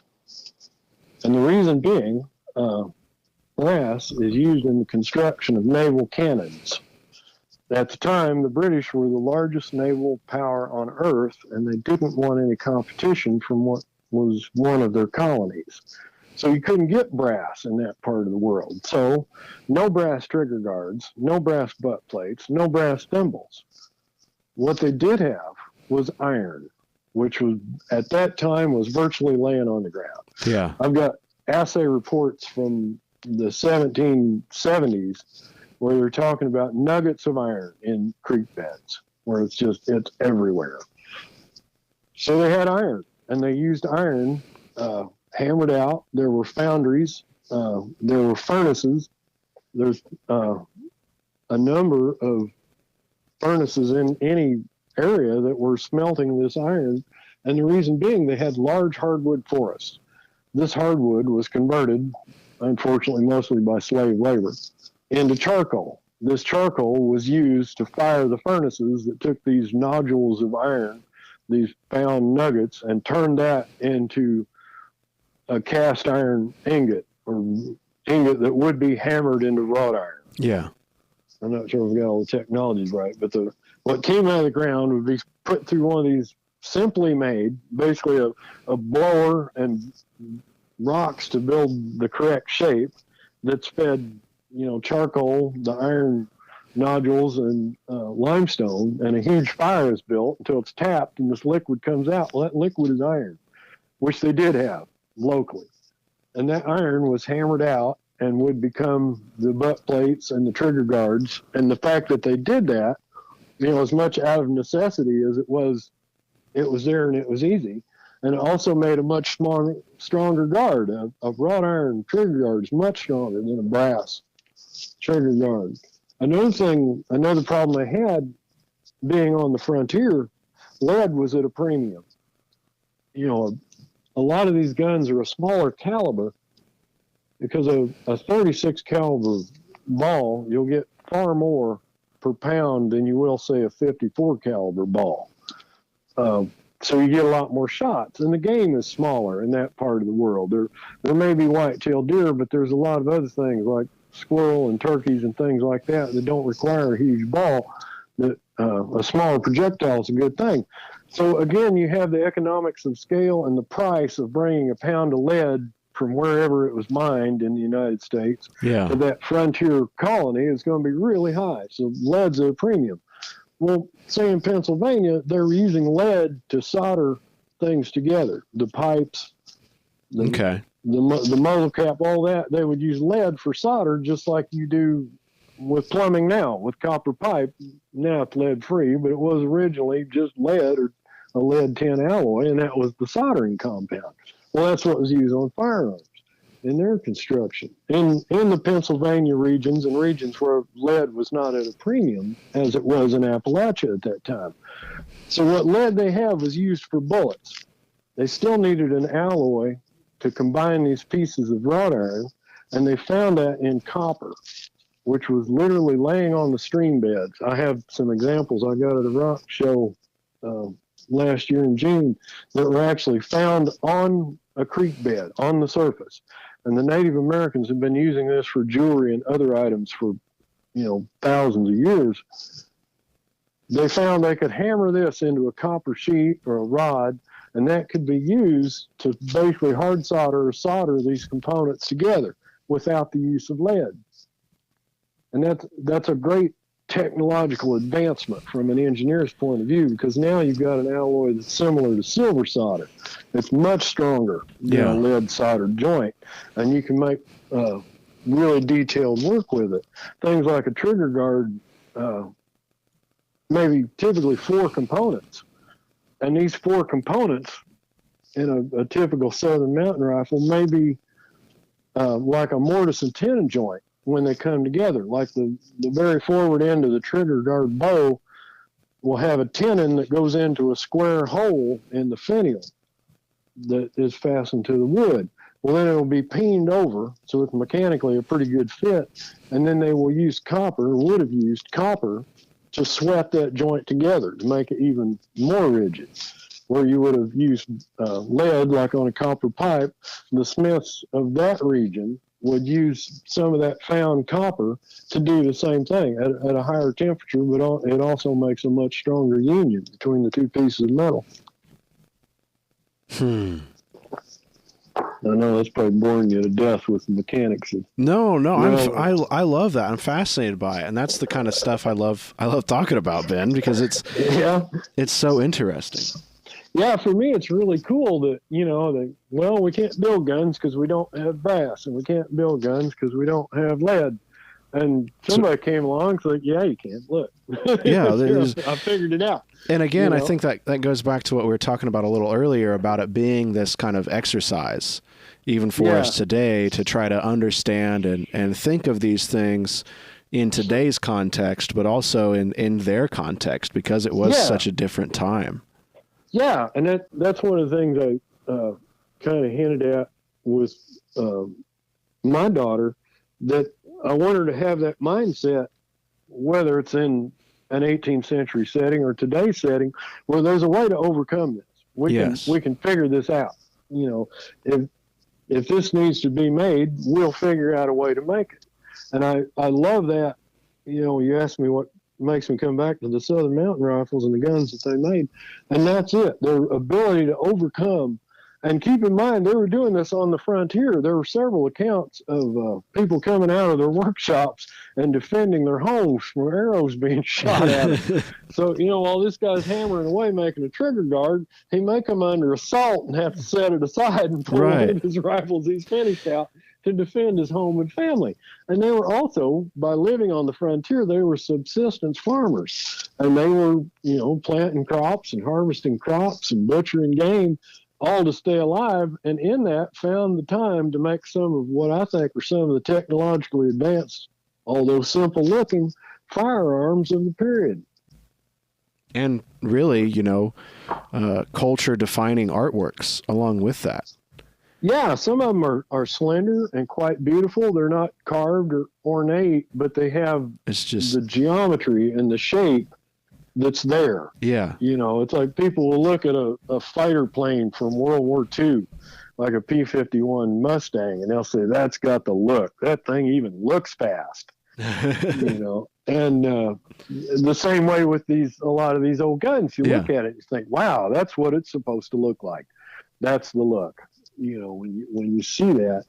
And the fact that they were able to do that with such simple tools, and they started there, they started at Dean Station. They weren't all built there. They were built up until the beginning of the Civil War.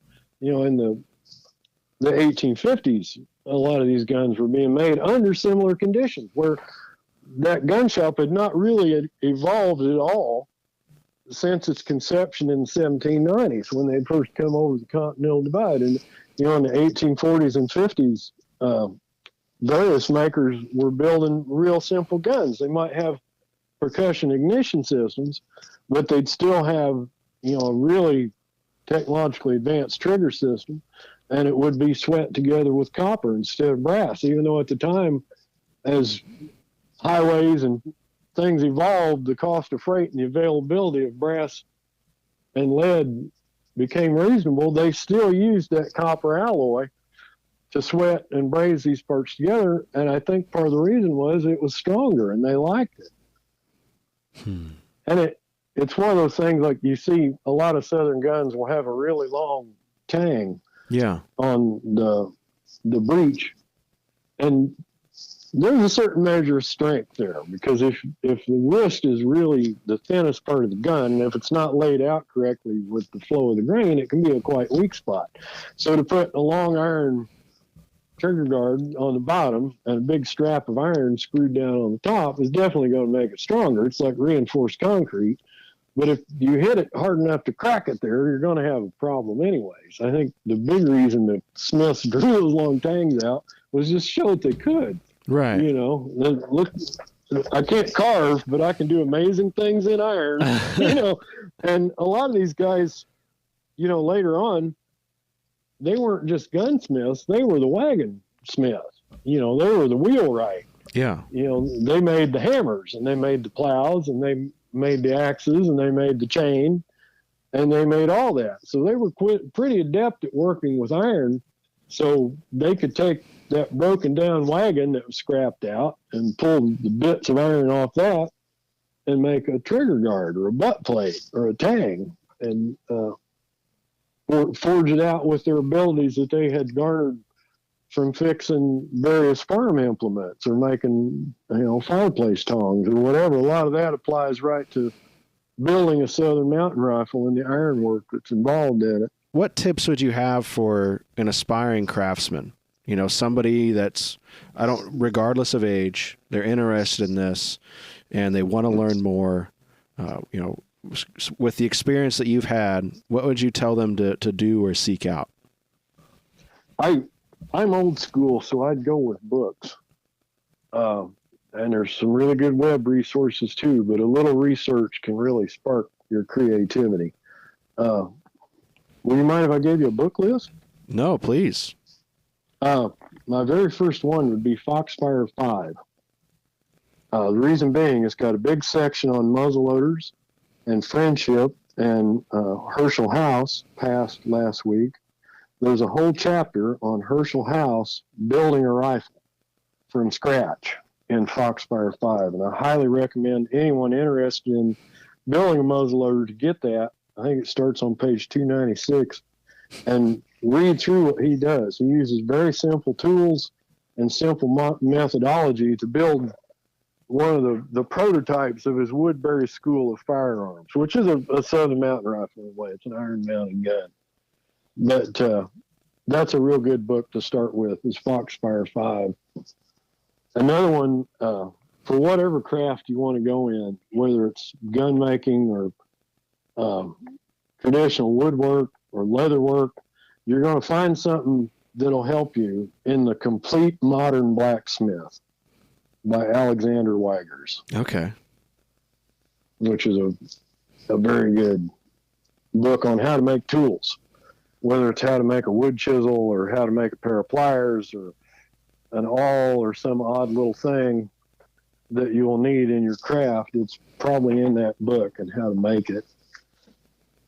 And then, of course, as far as books go, Recreating the American Long Rifle by Bushell and Shumway and Alexander is a real good book. I'm happy that I've browsed most of these, so keep them coming. I'm excited to. These are all great recommendations. The Gunsmith of Grenville County by Peter Alexander is a really good work on how to build a gun. It would probably be my favorite on how to, if you're going to start with a piece of wood and a barrel, that would be my go-to reference book. And then I'm also a knife maker. I just love to make knives. And if you're interested in starting that, I would recommend Wade Goddard's $50 Knife Shop. Ah, okay. Not only for knife making, but he shows how to set up a shop and a lot of good advice on simple machines, kind of like Alexander Weigers' blacksmithing book on how to get your shop set up so you can make whatever you want to make within a budget. And do you think that knife making shop, does that expand out into other things? So somebody gets started with the knife, they might have interest in muzzleloading as well, and it's applicable? Yeah, I think so. And that was one of the things I did all along because I needed a patch knife. I started making just simple little knives, and that evolved into where I make several knives a year now, typically historical knives, which my main volume for that is The Knife and Homespun America by Madison Grant. That's a real good book on knives, folding knives and others. But I make quite a few knives now, and it's fun if you work really hard on a gun. It's nice to take a break and work on a knife. Yeah, I think I've heard that from folks that a knife is a smaller project than a full muzzleloader, so you can kind of take that little break, complete an idea rather quickly in comparison, and then get back. Another good resource is the American Long Rifle Forum on the web. They have a real good research section where they've got a lot of pictures and history on different firearms, and that can be pretty handy when you're doing research on a particular gun you want to build. Yeah, that's one of my favorite forums. That's a great one. Yeah, it's a lot of fun. I guess that's about all I've got, unless you got some more questions for me. I'm sorry I'm keeping you so long. We had a Jehovah's Witness come to the door a couple months ago, and I went outside to talk to him, and I talked so much after a while that Jehovah's Witness looked at his watch and he said, "You know what? I need to get going." Oh, no, I don't feel that way at all from me, please. I thought that was something if you can out-talk a Jehovah's Witness. No. Windy. The last question I have, Ben, is, where can people find your work? We've talked about your drawings in the book and the print company, but where can people contact you, or is there another venue for them to reach out and find that stuff? One of my most recent guns, you did a YouTube video on. That's right, yeah. That McIntosh rifle. That one's out on the web. I've sold a few to private collectors, but I'm working on kind of a portfolio I want to put up on the web. Maybe if I can get your help with that. Yeah. Right now, my real only social presence is Instagram, where I post a few things. Or you can get me through Gunmakers Hall, all one word, at gmail.com. And I'll be happy to answer any questions there. If anybody wants to email me something that, how do I get started once I bought a stick of wood? I'll be happy to help you out. I had a client come to me in February, Brent Steele, and he's a board member, a real good guy, former Indiana State Senator, and he wanted me to build a shotgun for him for June, which was, 14 weeks away. And, I got it done without any trouble, and he took it to Friendship in June, and he got second place in sporting clays with it. He told me.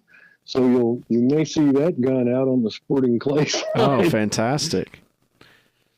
I've got another one. His brother came to me after that, and he said, I want a gun just like that with a different length of pull and a different drop. He had shot it and really liked it. He said he shot 10 birds, or he bought a round of 10 birds, and he shot 9 out of 10 with it. He said, this is the most expensive round of birds I've ever shot. I'm going to have one of Ben's guns. So I've been messing around more with shotguns. You'll see those out on the shotgun range this year. I've got a few more shotgun projects, but I'll try to get some stuff posted on the web and on Instagram and through the Gunmakers Hall at Gmail. And I've been asked to write a how-to article for muzzle blast on a monthly basis. We unfortunately lost Fred Stutzenberger. Yes. Last year, who was a very prolific author and scholar, just all-around great guy. But he wrote a ton of articles for Muzzle Blast, often 2 a month.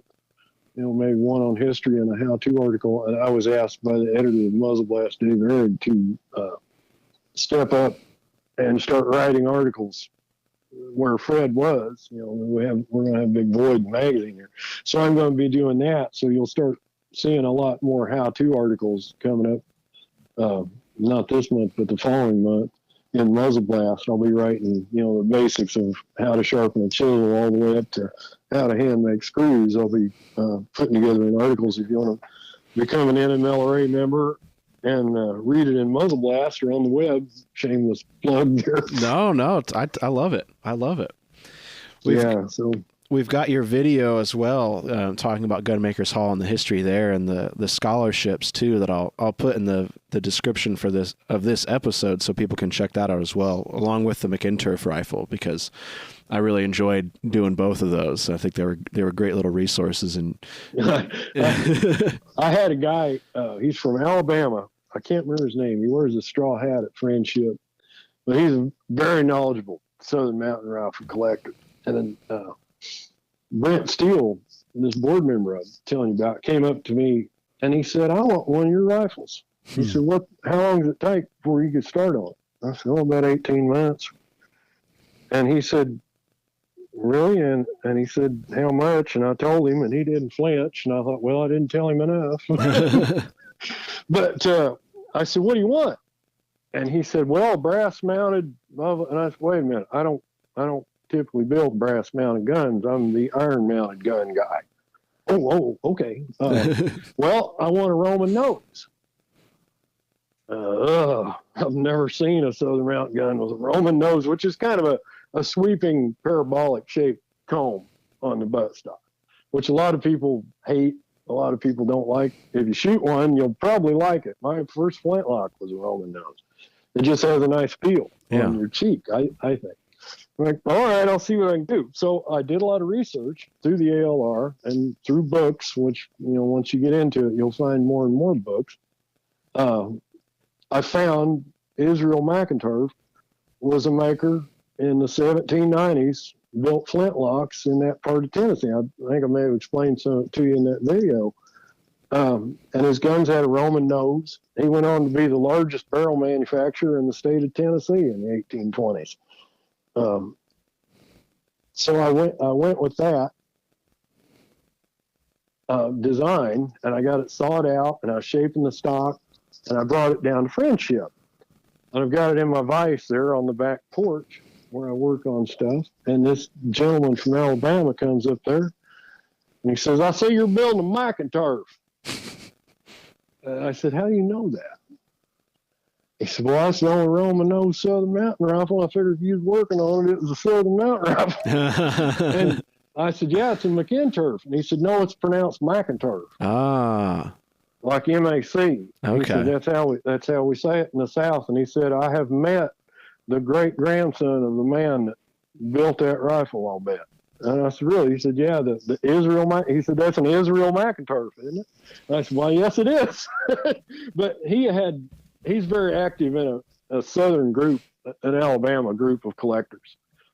And he knew exactly what that was. And it was pretty funny the way he corrected me and said it was McInturf, not McInturf. That is funny. Yeah. So, I got that one built. And that one I had a lot of fun with. I got to do some of that silver inlay because it was, I recreated the old masters for decades, the Beans and the Saudis and all those old Southern Mounted guns. And people would start asking, when are you going to build a Ben Quearry gun? Not just follow what somebody else has done. So that's the first one where I took Israel McInturf's basic design and I put my elements into it, like the shaping on the cheek piece and the fancy pierced toe plate and the silver inlay and the filed thimbles, all that stuff that would have made it like the rifles Jim Hash made for a fancier, wealthier customer, a prettier gun, which I really enjoy doing. That's awesome.